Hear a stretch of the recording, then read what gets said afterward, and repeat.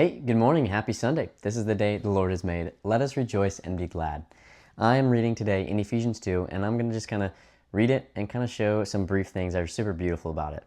So, starting in Ephesians 2, and you were dead in the trespasses and sins in which you once walked, following the course of this world, following the prince of the power of the air, the spirit that is now at work in the sons of disobedience, among whom we all once lived in the passions of our flesh, carrying out the desires of the body and the mind, and were by nature children of wrath like the rest of mankind.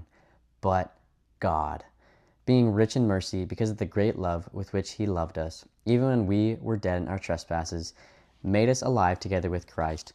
By grace you have been saved, and raised us up with him, and seated us with him in the heavenly places in Christ Jesus, so that in the coming ages he might show the immeasurable riches of his grace and kindness towards us in Christ Jesus.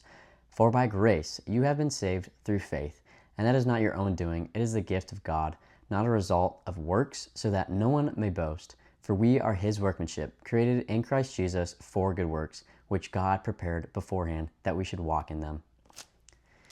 This is a beautiful section. It shows us so much different aspects of the gospel.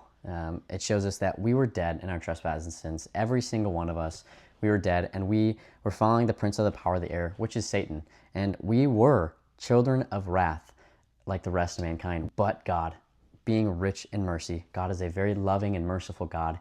What did he do? He sent Christ, who, even though we were dead in our trespasses, he made us alive together with Christ. That is a beautiful thing.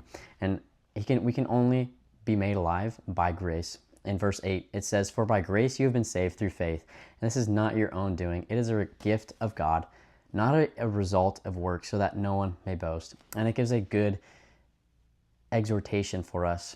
And it kind of shows us that we are created for good works, which God prepared beforehand, that we should walk in them. We're not saved by our works. We are saved by one man's works, that is Jesus Christ. But we have work to do. We have work to do on this earth, and God has prepared beforehand that we should walk in that good work. This is the gospel. This is the word of the Lord. Let your Sunday be filled with joy and peace, and just go on this week with this encouraging word from Ephesians 2, 1 through 10, that we are saved by grace alone and Christ alone, and he has saved us. He has made a new spirit within us. So go in peace, and I pray that the Lord is glorified today in his churches, and I pray that you would hear this word and be encouraged. God bless.